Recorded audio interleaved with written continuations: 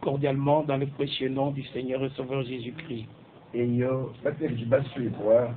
Bande de Tibana, Babane Babaka, Jésus-Christ, les bandes de bons, tu tournes les bons, moi, je le dis, je dis, Jésus-Christ. Encore une fois, c'est votre frère Elim Pongo, traduit par le frère Jean-Baptiste Tibola. Julo lweji kabiji nijibumvu kuchambile kwikala lubile lomwane wabaluma Elim Pongo wandaye bikala bamukudibana mwakulu kudimane wabaluma Jean-Baptiste Tibola kandos. Dans cette émission intitulée de Dernier appel Maranatha, Mundo mwewu utumikale wenshibwa ubikijibo jina yase lubile lwandekelu Maranatha. ce ministère est attaché au ministère apostolique et prophétique de la Bible.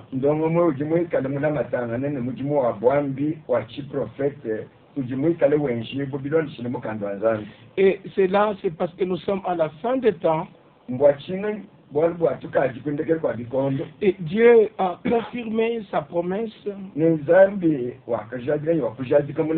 qu'avant le grand jour et redoutable du Seigneur, je vous enverrai Élie le prophète,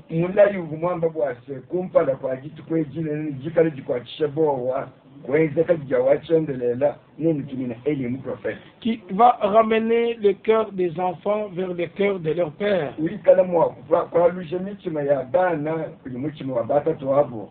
Et ainsi, nous sommes reconnaissants au Dieu Tout-Puissant, car cette promesse de l'Ancien Testament, qui a été confirmée dans le Nouveau Testament, n'est pas restée lettre morte, mais elle a trouvé l'accomplissement au XXe siècle.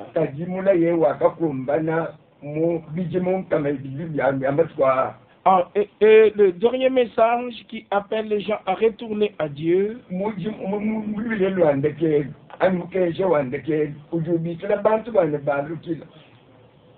de retourner à Dieu, parce que aussi dans Matthieu chapitre 24 verset 14, Jésus notre Seigneur pouvait faire cette déclaration: cet évangile du royaume sera annoncé à toutes les nations en guise de témoignage, alors viendra la fin. Il fallait que cet évangile qui a une valeur éternelle pour nous propulser dans l'éternité, dans sa forme originelle, soit entendu et cru dans toutes les nations.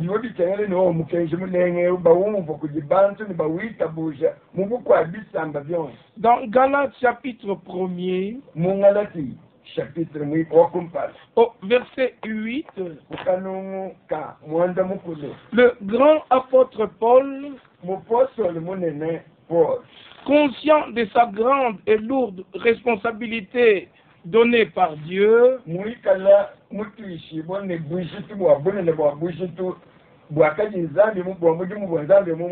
parce que le ministère qu'il avait reçu, ce n'était pas par la volonté de l'homme,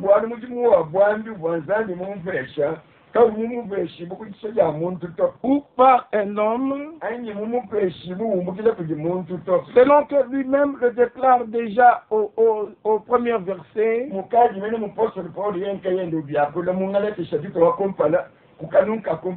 Paul, apôtre, non de la part des hommes,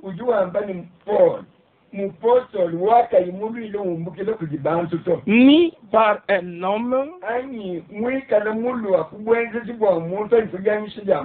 mais par Jésus-Christ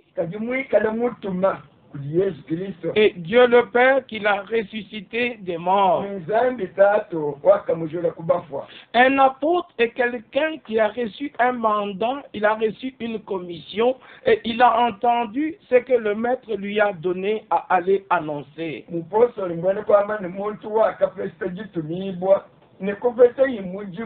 umbukile kujimfumwende mumupesitaye kwikwambila bantu. Ainsi, l'appel et le ministère de Paul étaient directement liés au plan du salut de Dieu. Kina kujibikiliwo ja Paul ni mujimu wa bwandu akamupeshibwa yubika district bobuluji ni bulongoloji bwa lupandu lwa Nzambi. Et celui qui est envoyé de Dieu, Non.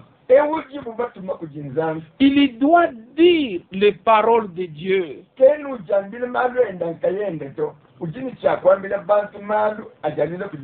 Et pour dire les paroles de Dieu, il faut que vous ayez écouté Dieu lui-même. Celui qui est envoyé de Dieu dit les paroles de Dieu. C'est ce qui est écrit dans Jean au chapitre 3, au verset 34.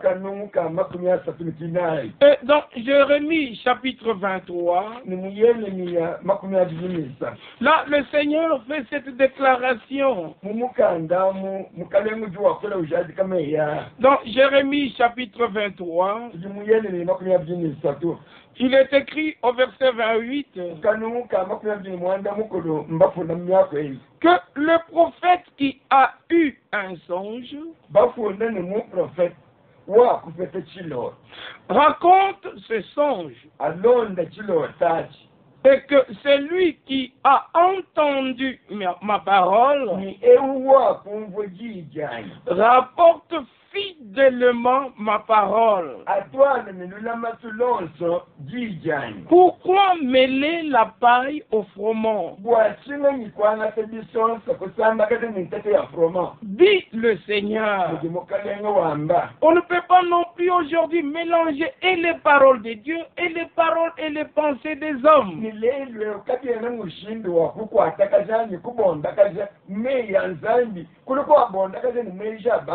Au verset 18 de Jérémie 23, qui donc a assisté au conseil du Seigneur pour voir, pour écouter sa parole, qui a prêté l'oreille à sa parole, qui l'a entendu. Ainsi Paul a assisté au conseil de Dieu. Le plan de Dieu lui a été révélé. C'est peut-être ainsi qu'il dira ici dans Galates chapitre 1, au verset 6, je m'étonne que vous vous détourniez si promptement de celui qui vous a appelé par la grâce de Christ.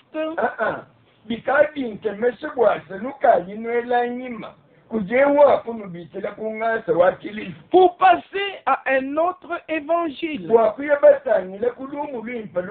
Non pas qu'il y ait un autre évangile, mais il y a des gens qui vous troublent et ils veulent renverser l'évangile de Christ.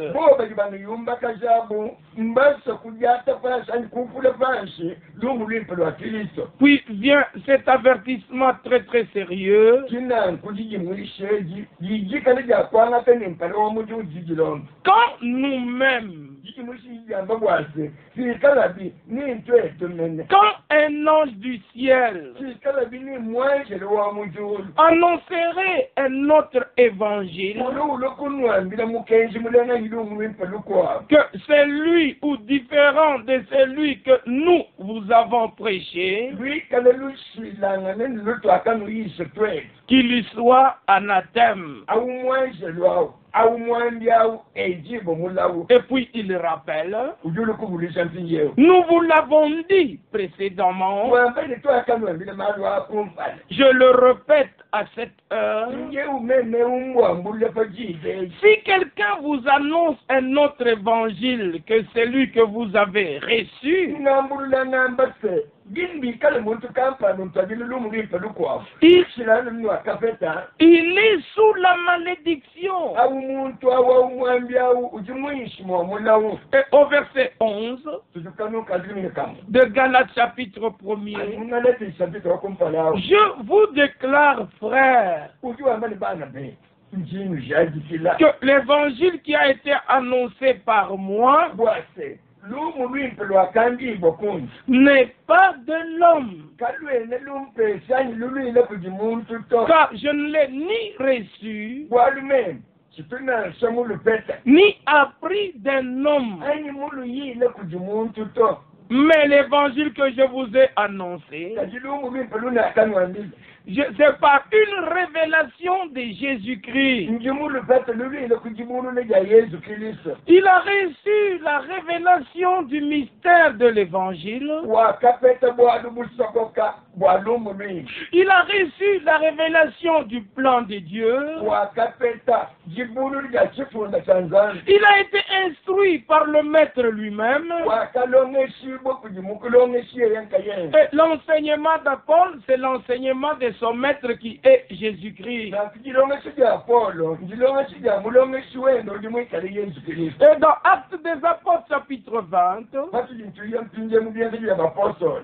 Kituko cha makumi abiri. il y fait cette déclaration aux anciens d'Éphèse. Paulo nyeye mwikale ushahidi kile bakuru bapoete sumalwa. Au verset 28, verset 27 et verset 28, Yenze di makumi abiri kanu kama bimanda mutegese nikamungi abiri mwanda mukolo. car je vous ai annoncé tout le conseil de Dieu, Walume mana kunu twajilani kunu ambile mubeli wonsu wanzangi. sans en rien cacher. Kumubeli wanzangi ku sena munu sokoka ku chintu to. Tout ce qui était utile pour l'Église des nations, Byonsi byakadibikale ne mushinga bwa ekelezo babisambya bene. concernant tous les thèmes en rapport avec l'Église des nations, Byo byakadibitangile mene mabyene bwa byonsi. Bitangile ekelezo babisambya bene. cela a été donné à Paul. Bakadipesha Paul. Et il a été chargé d'instruire les païens dans tout le conseil de Dieu sans rien cacher. Niwakapeshi bobushiti bwokulongesa bantu babisambya bene.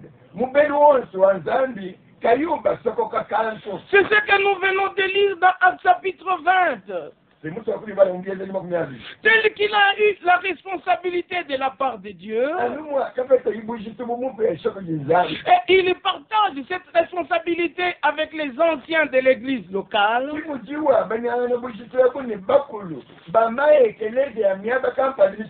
qu'ils sentent la responsabilité de la charge.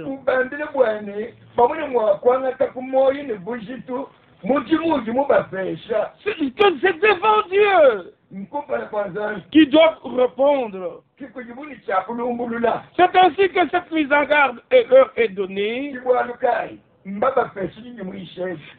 l'apôtre Paul pouvait leur dire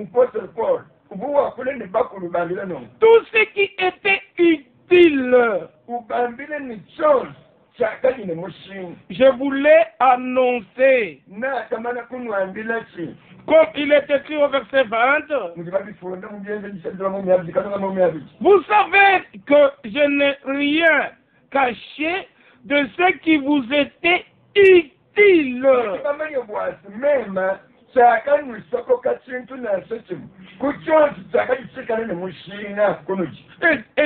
Et que je n'ai pas craint de vous prêcher et de vous enseigner bibliquement et dans les maisons. Notre enseignement, notre prédication, c'est comme nous prêchons à la maison, comme nous prêchons à l'assemblée, c'est ainsi que nous prêchons aussi publiquement. Dieu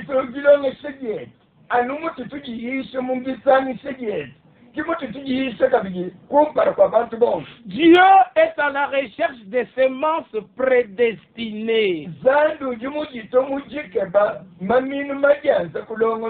Et la semence prédestinée reconnaîtra la véracité de l'évangile que nous prêchons.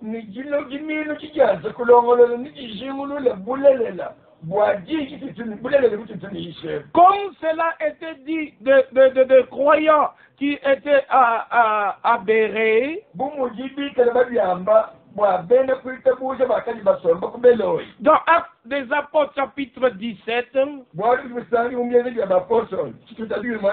au verset 11, ces Juifs avaient des sentiments plus nobles que ceux de Thessalonique.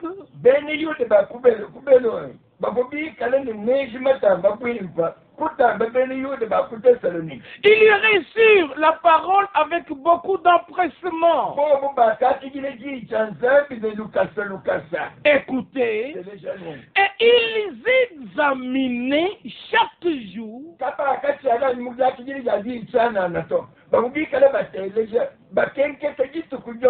quoi? Les Écritures, pour voir si ce qu'on leur disait était exact. C'est ce que chacun de nous doit faire. Tu as la responsabilité d'écouter. Tu as la responsabilité d'examiner toi-même les Écritures pour être convaincu par les Écritures. Parce qu'ils écoutaient Paul avec joie, avec empressement. Mais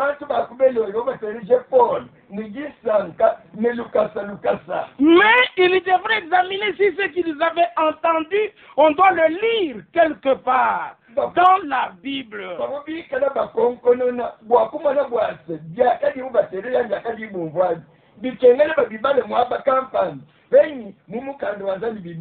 Car toute écriture est inspirée de Dieu. Toute écriture est utile pour enseigner, pour convaincre. Les élus ne se laissent être convaincus que par ce qui est écrit. Ainsi, nous avons les écrits de l'Ancien et du Nouveau Testament pour nous convaincre.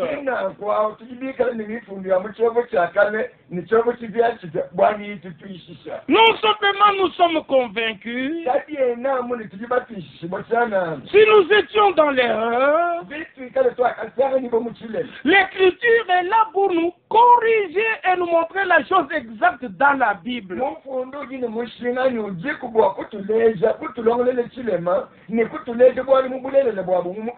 L'Écriture est encore là pour nous instruire dans la justice.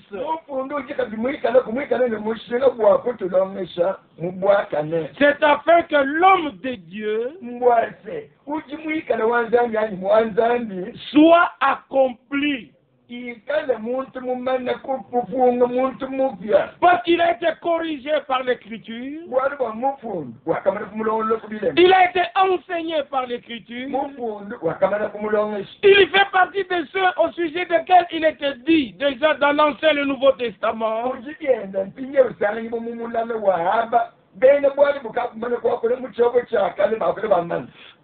Ils seront tous enseignés de Dieu.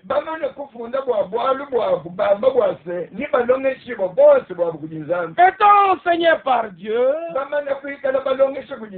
convaincus par Dieu, corrigés par Dieu, instruits par Dieu, ils seront accomplis pour toute bonne œuvre.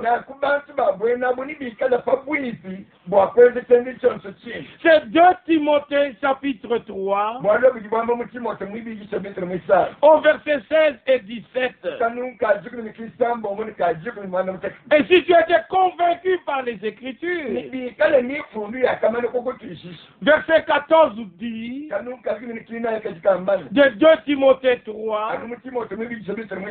toi Demeure dans les choses que tu as apprises. Et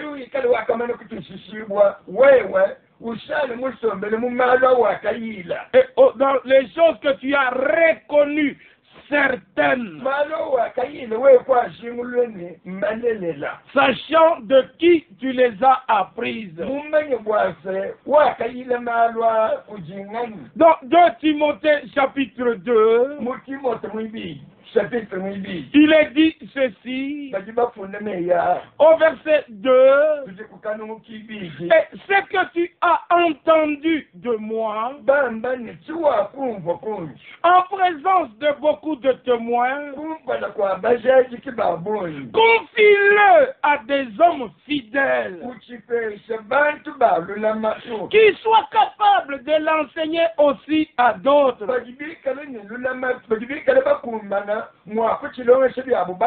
Verset 7, comprends ce que je dis. Car le Seigneur, pas moi, le Seigneur te donnera de l'intelligence en toutes choses.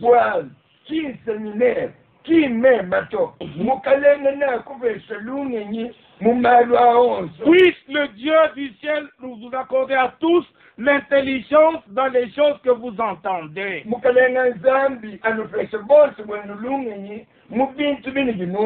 Le même le ressuscité dans Luc 24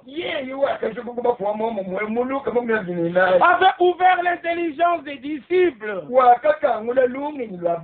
au moment de l'accomplissement des prophéties et des promesses pour ce temps-là,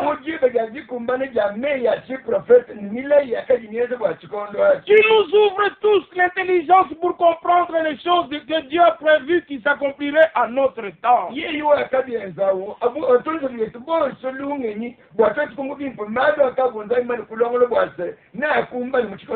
Dans Matthieu chapitre 10, il est dit au verset 40 et 41, c'est le Seigneur qui parle. C'est lui qui vous reçoit, me reçoit. Et celui qui me reçoit, reçoit celui qui m'a envoyé. Et celui qui reçoit un prophète en qualité de prophète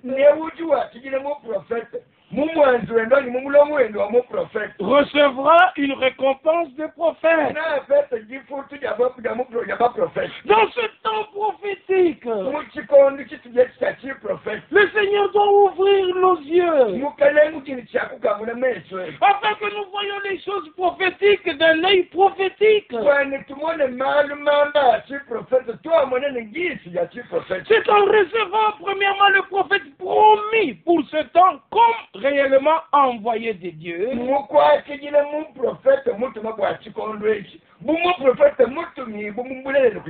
C'est alors que nous aurons tout le bénéfice du cadeau de la compréhension des Saintes Écritures.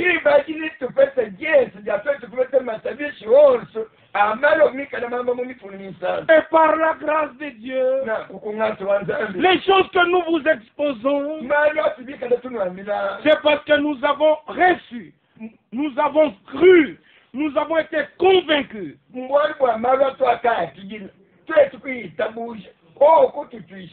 que Dieu a envoyé un prophète dans cette génération. Et les mystères cachés de la Bible, de la Genèse à l'Apocalypse, tous les mystères écrits dans la Bible, et ce que le Seigneur a jugé utile pour notre avancement,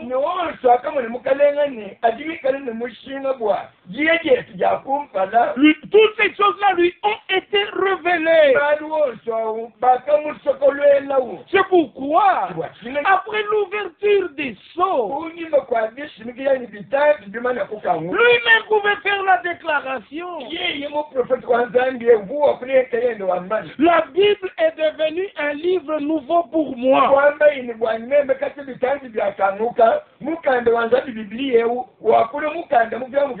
Le message pour l'épouse maintenant est donné et détaillé.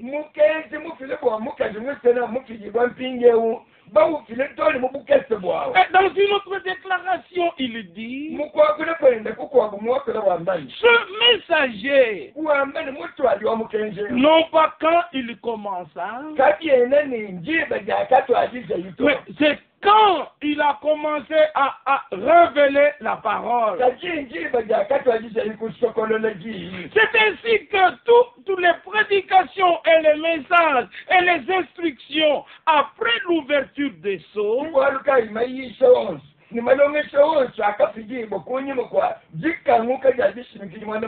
sont très très importants pour ceux qui appartiennent aux élus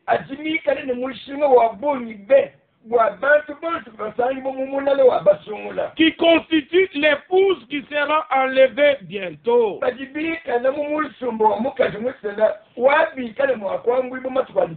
Ils ne se laisseront pas entraîner par des choses qui ne sont pas écrites dans les Saintes Écritures.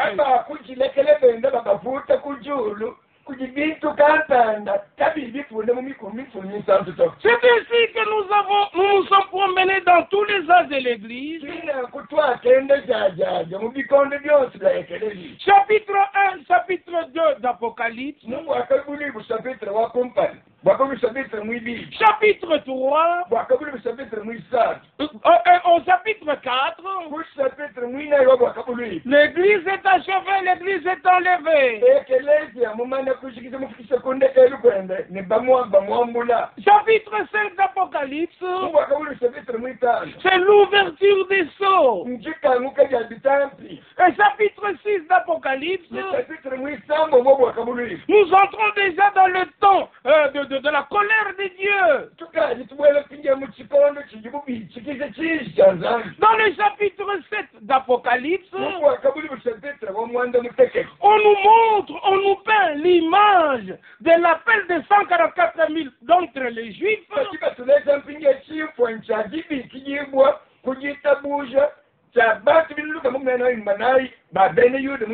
Et aussi la grande foule nombreuse de ceux qui rateront l'enlèvement,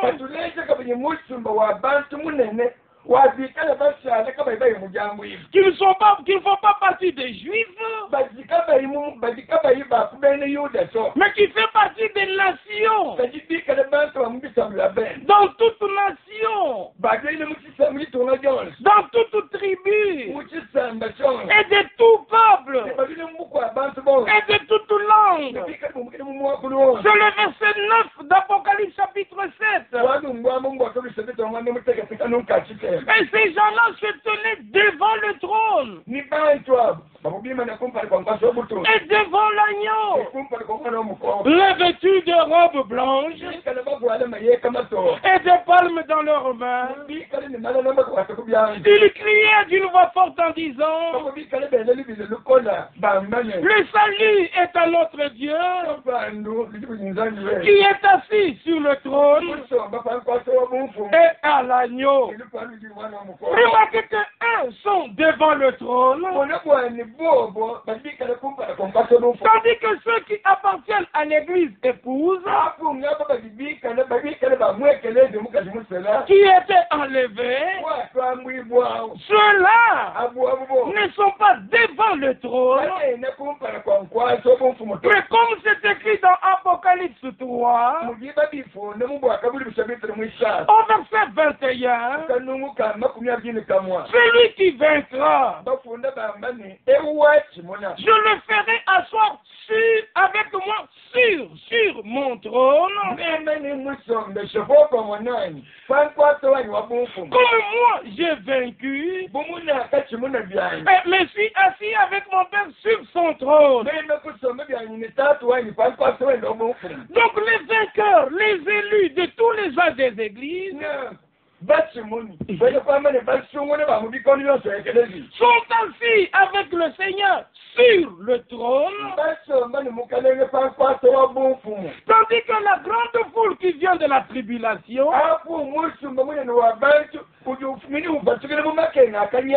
retrouveront devant le trône. Ce sont deux positions différentes. Car nous lisons dans Apocalypse 7, il est dit au verset 12, ils adorèrent Dieu en disant Amen. Amen. La louange, la gloire, la sagesse, l'action des grâces, l'honneur, la puissance et la force soit à notre Dieu au siècle des siècles. Amen. Verset 13.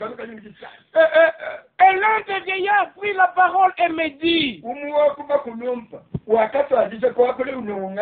ceux qui sont revêtus de robes blanches, qui sont-ils? Et d'où sont-ils venus? Je lui répondis, mon Seigneur, tu le sais. Tandis qu'au sujet des 144 000, comme lui est juif, il a reconnu les juifs qui sont ses frères selon la chair.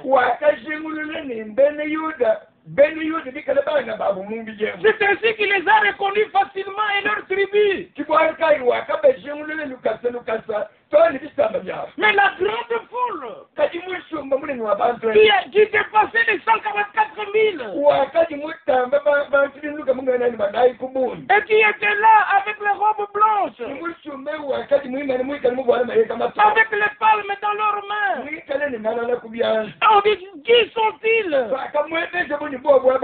Il répondit, tu le sais. Moi je ne sais pas. Et il me dit, ce sont ceux qui viennent de la grande tribulation. Ils ont lavé leurs robes et ils les ont blanchis dans le sang de l'agneau. Regardez même qu'après notre enlèvement, le sang sera encore valable pour les appelés qui seront vivants sur la terre. Laisse-toi être corrigé et convaincu par l'écriture. C'est pour cela qu'ils sont devant le trône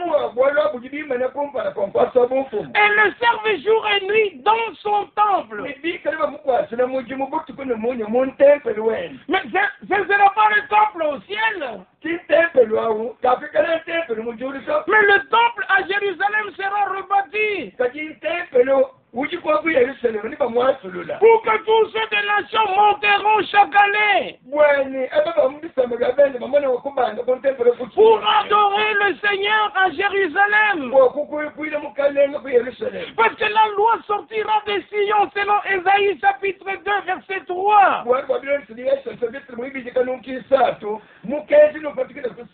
Et les nations monteront et diront, au verset 4 d'Ésaïe chapitre 2, fin du verset 3, car des Sion sortira la loi, et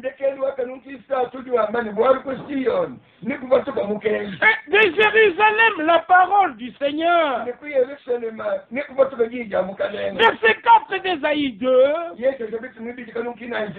le Seigneur sera le juge des nations. Il sera l'arbitre d'un grand nombre de peuples.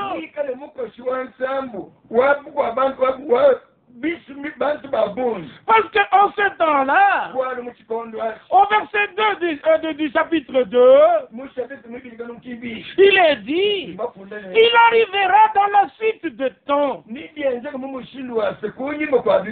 que la montagne de la maison du Seigneur sera fondée sur le sommet de montagne. Qu'elle s'élèvera par-dessus les collines. Écoutez, et que toutes les nations y afflueront. De peuples s'y rendront en foule. Ils diront, venez et montons à la montagne du Seigneur, à la maison du Dieu de Jacob. Dans quel but? Afin qu'il nous enseigne ses voies et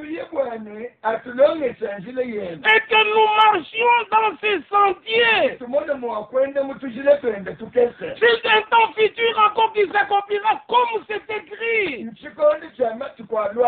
Les nations iront là-bas pour adorer. Mais déjà nous, aujourd'hui, nous n'avons pas à chercher le visa ou l'argent pour prendre l'avion, aller à Jérusalem naturel.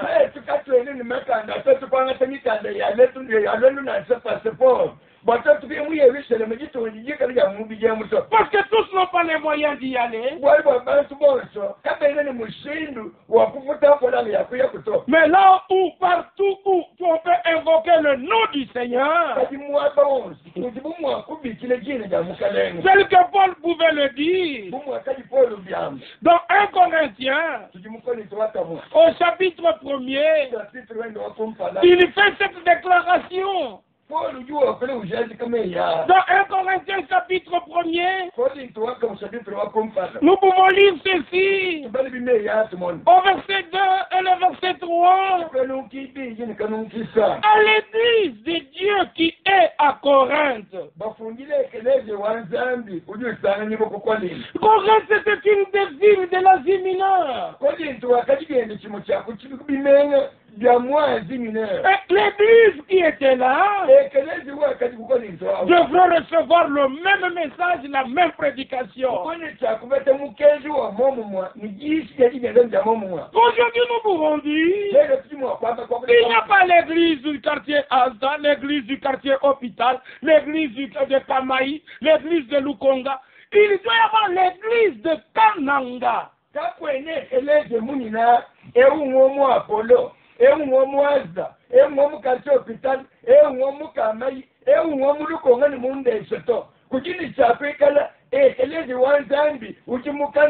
Le message que nous avons reçu, c'est un message de restauration.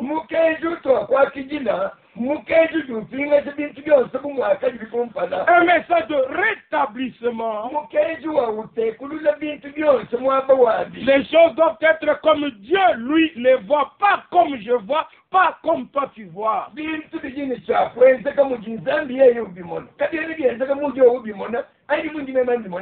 À ceux qui ont été sanctifiés en Jésus-Christ, faits par vocation, et à tous ceux qui invoquent en quelque lieu que ce soit le nom de notre Seigneur Jésus-Christ.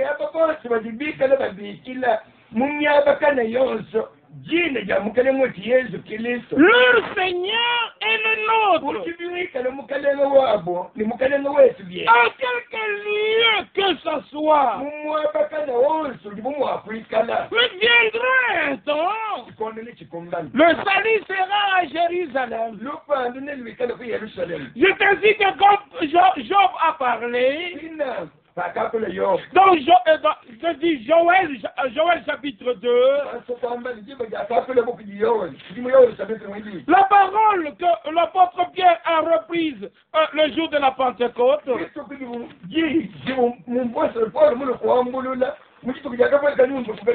Ici dans Joël chapitre 2, au verset 20, l'Écriture dit ceci, en rapport avec ce temps-là qui viendrait.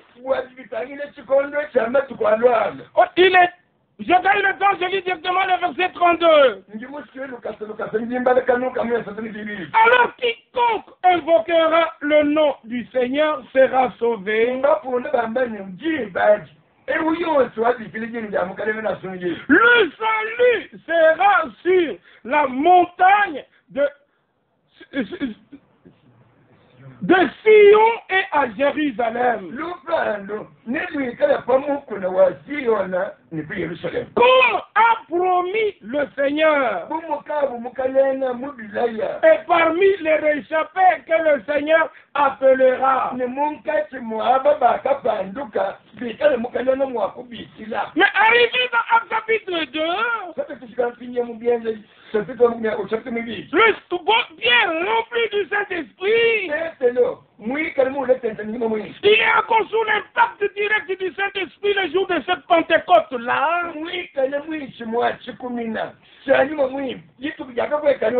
Il reprend Joël 2:32. Ici dans Acte 2 verset 21. Alors, quiconque invoquera le nom du Seigneur sera sauvé. Mais il ne continue pas tout le verset 32 de Joël 2.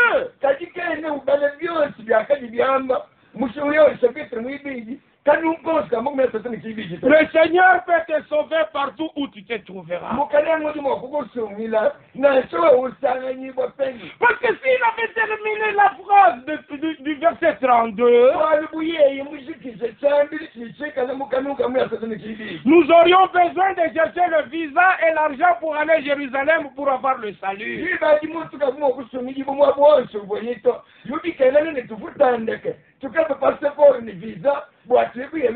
Mais aujourd'hui, nous avons le salut en Jésus-Christ, le Fils de Dieu. En n'importe quel lieu où nous nous trouvons. C'est 1 Corinthiens 1, versets 2 et 3. Et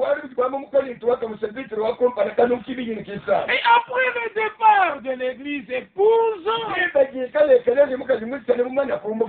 on a déjà traversé tout le temps d'Israël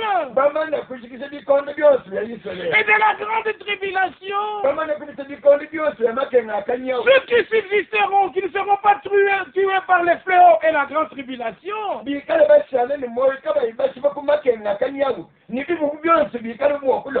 Comme nous l'avons lu dans Ésaïe 2, et ici dans Apocalypse 7, ils monteront à Jérusalem adorer le Seigneur. C'est tellement merveilleux que l'agneau a tout payé pour ceux qui sont à lui. Et aucun d'eux ne manquera. Comme nous l'avions lu encore hier, que le Seigneur connaît ceux qui lui appartiennent. Et quiconque invoque le nom du Seigneur, il doit s'éloigner de l'iniquité.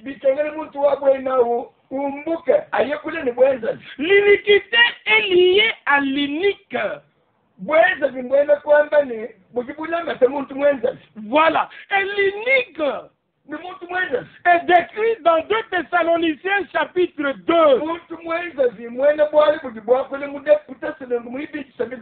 Celui-là qui ira même jusqu'à s'asseoir dans le temple de Dieu, se nommant ou se déclarant lui-même Dieu.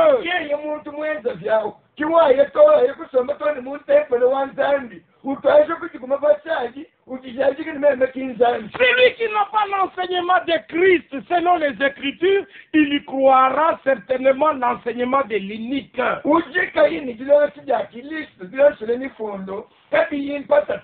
Il prendra la trinité de l'unique. Il prendra le baptême trinitaire de l'unique. C'est sa marque de fabrique.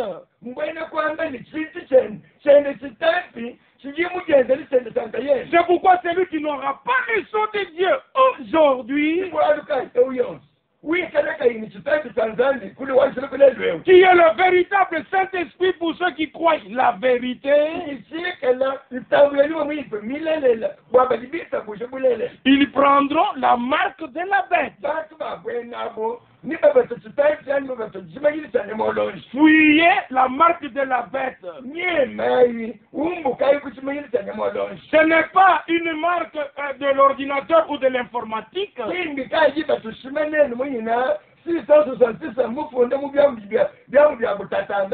Mais c'est l'enseignement qu'on implique dans votre tête. Et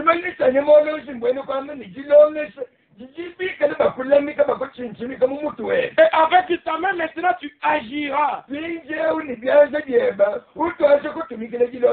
si tu es rempli de l'enseignement de Dieu, par la grâce de Dieu, tu feras ce que Jésus avait fait. Ainsi, on est arrivé au chapitre 8 d'Apocalypse, là où le 7e sceau devait être ouvert, et cet ange apparut, auquel on avait donné des trompettes qui sont des chauffards. Ce ne sont pas des trompettes comme les trompettes de cet ange de l'église. Les messagers de l'église sonnent la trompette de l'évangile. Selon 1 Corinthiens 14, verset 8, si la trompette rend un son confus,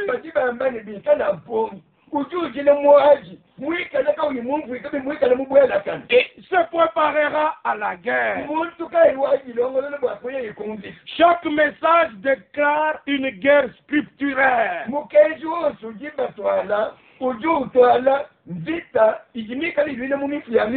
L'ennemi prendra l'écriture et il le sortira de son contexte. Nous lui répondrons, il est aussi écrit. Matthieu chapitre 4. Satan a dit à notre Seigneur, il est écrit. Le Seigneur a dit, il est aussi écrit. Et à la fin, c'est notre Seigneur qui était vainqueur. Sa victoire est la garantie de notre victoire. Soyons ouvriers avec lui.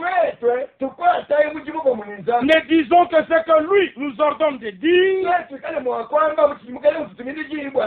Toutes les interprétations cesseront. Loué soit le nom du Seigneur. Et nous avons traversé même tous les 4 premières trompettes. Ce sont des trompettes de jugement. Tandis que les trompettes de l'évangile, c'est pour le salut de l'âme. C'est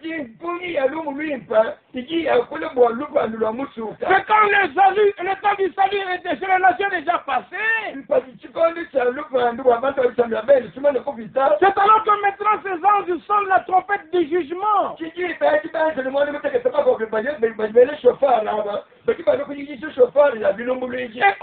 à la 5e trompette,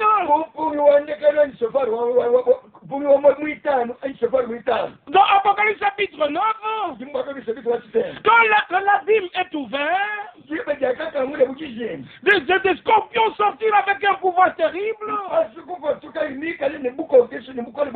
Ah, on décrit ces choses-là. Et il est dit au verset 5, il leur fit donner non de tuer les hommes, mais de les tourmenter pendant 5 mois. Et le tourment qu'elle causait était comme le tourment que cause le scorpion quand il pique un homme. En ces jours-là, les hommes chercheront la mort et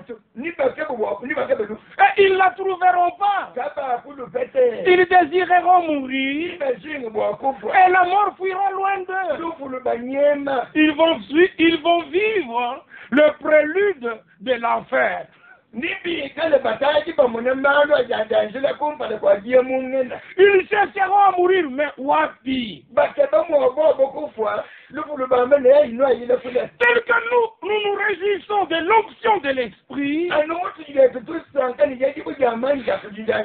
la révélation de la parole, vivant le ciel sur la terre. Mais quand le Seigneur viendra, la joie que l'Esprit nous a donnée sera à son comble dans le ciel. Mais déjà par la grâce de Dieu, étant encore sur la terre, c'est possible que nous puissions vivre la joie du ciel sur la terre ayant Christ.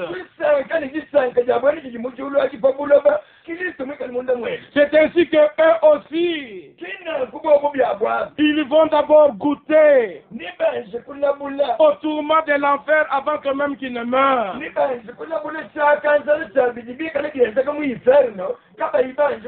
Et arrivé au verset 14 d'Apocalypse 9,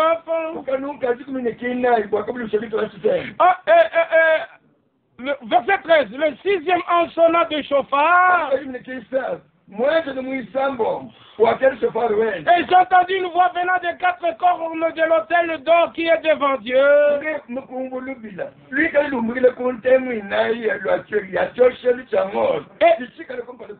Et disant au 6e ange qui avait la trompette, de lie les 4 anges qui sont liés sur le grand fleuve l'Euphrate.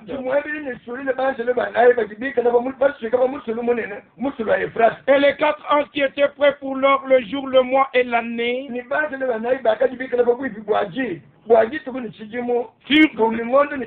furent déliés afin qu'ils tuassent le tiers des hommes. Aujourd'hui, c'est beaucoup de milliers qui sont morts avec le coronavirus. Et nous sommes tristes pour cela. Mais quand le 6e ange sonnera de son chauffard, imaginez-vous, aujourd'hui c'est plus de 6 milliards de personnes qui sont sur la terre, 2 milliards meurent.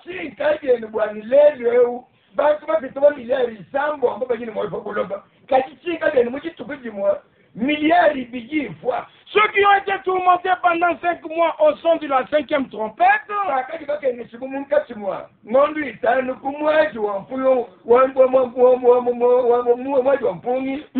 ils retrouvent la mort au son de la 6e trompette. Verset 20. Les autres hommes qui ne furent pas tués par ces fléaux ne se repentirent pas des œuvres de leurs mains, de manière à ne point adorer les démons. Celui qui est essuyé continuera à être essuyé. La repentance et la grâce, c'est aujourd'hui. Quand le temps de grâce arrivera à la fin, il n'y aura plus moyen de se retourner à Dieu. Chacun restera dans l'état où il était lorsque l'enlèvement aura eu lieu. Au verset 21, ils ne se repentirent pas de leur meurtre.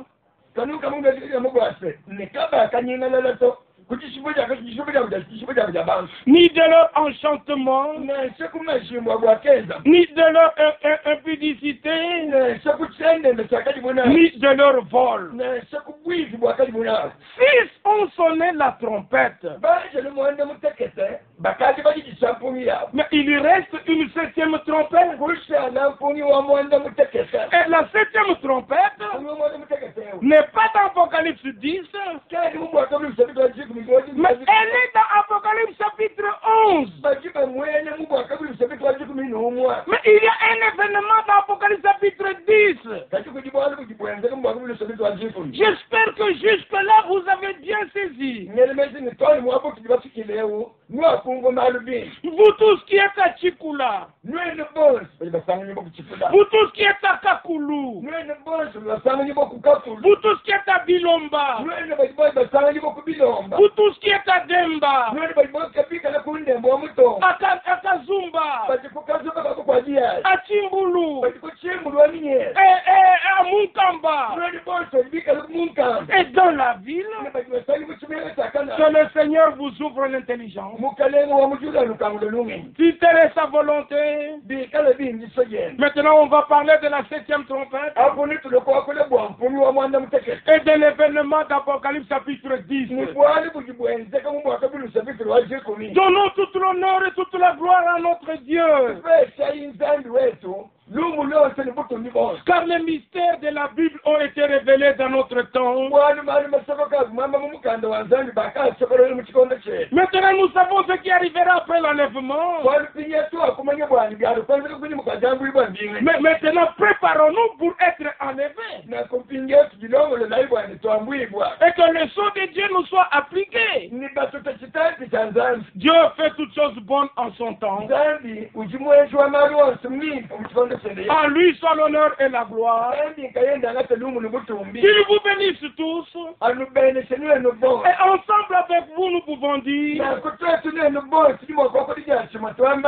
Maranatha.